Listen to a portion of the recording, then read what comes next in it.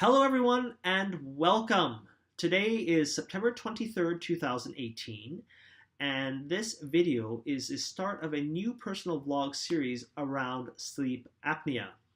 Now, the reason why I chose to talk about sleep apnea is because I was recently diagnosed with this sleeping disorder, and I just thought that I would talk about how I came to this conclusion, what am I doing to treat it, and just sort of my overall journey in progress and whether or not I've seen any improvements. So I don't know how many videos I'm going to create, around sleep apnea, but I mean, there's a fair bit to talk about as far as like treatment options, um, treatment devices, different masks, progress, tips and tricks that I use. My goodness, like the list is endless, right? So here goes nothing. So, let's just quickly define what the heck is sleep apnea. According to WebMD.com, sleep apnea is a serious sleep disorder that occurs when a person's breathing is interrupted during sleep.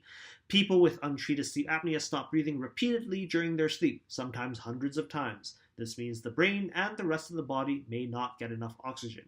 And ultimately, of course, on a side note from what I've read, that the lack of oxygen in your body is dangerous because, one, you can die if you have really extreme sleep apnea and your body is weak.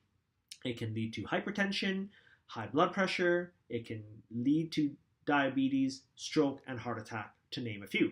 And so it sounds pretty darn serious, and never in my life did I think that I would suffer from something like that.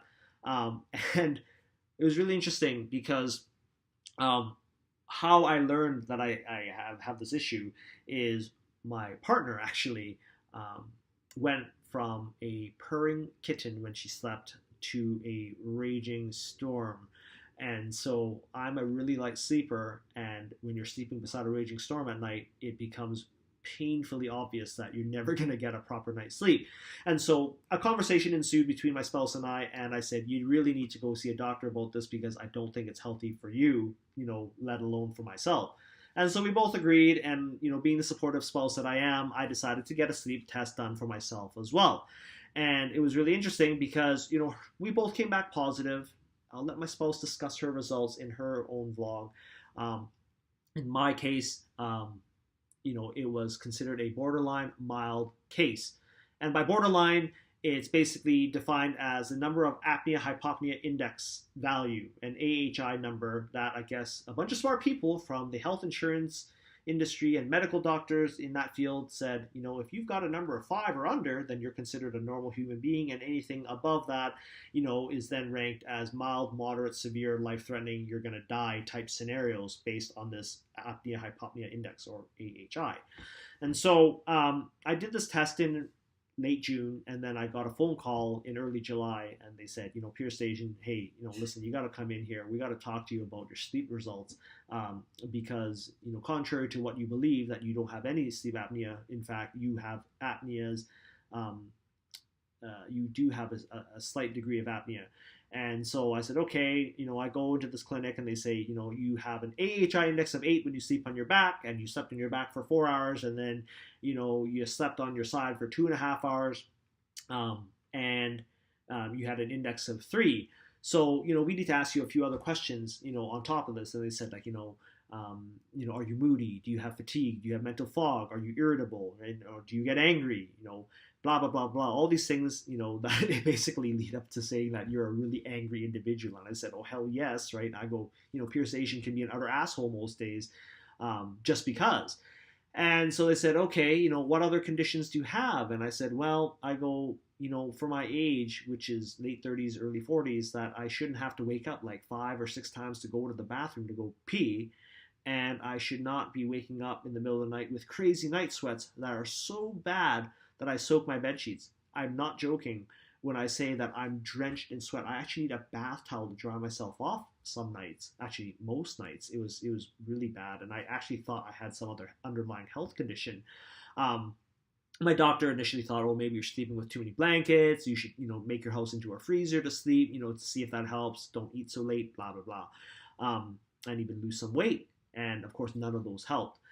And so clearly I answered the questionnaire in such a manner that it the respiratory therapist concluded that, okay, your AHI numbers, certainly are positive, and the questionnaire responses all point to I suffer from sleep apnea.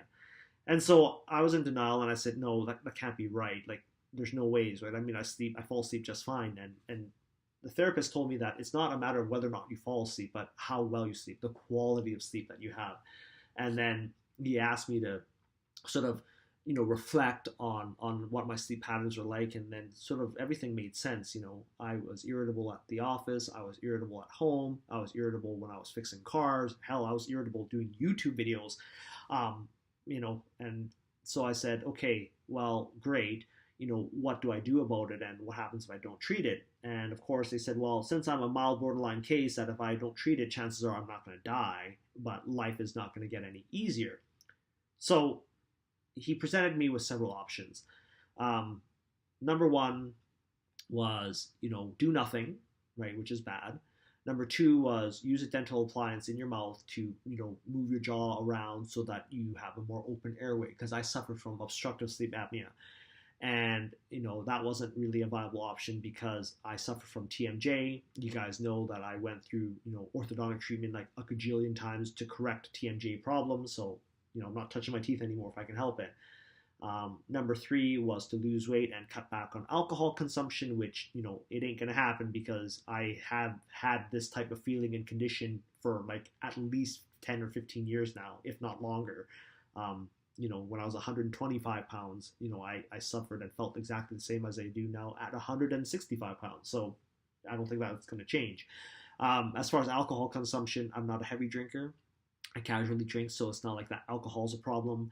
And then another option was surgery, where, you would see an ENT specialist, which I believe is an enterologist, where they would look at surgical options to either widen your airway, shrink your tongue, shrink your tonsils. I don't know what they do, right? But basically, I concluded that they want me to remove part of my tonsils to open up my airway, which again is not really a viable option because it's invasive, it's painful, and there's no guarantee that it's going to solve your issue.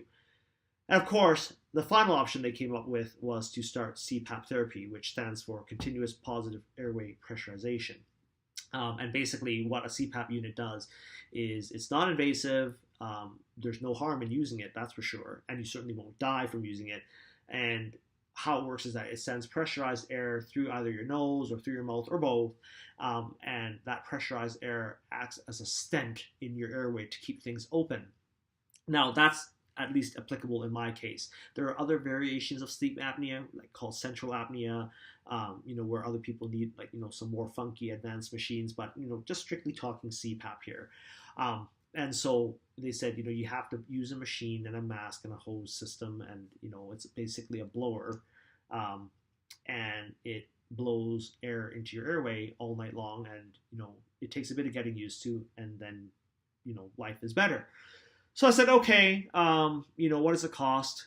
They're very expensive. It's like $2,400 buy-in. Thank goodness for insurance, right? Thank you very much, my employer, for, covering a cost of CPAP therapy. I couldn't, pay for it out of pocket otherwise.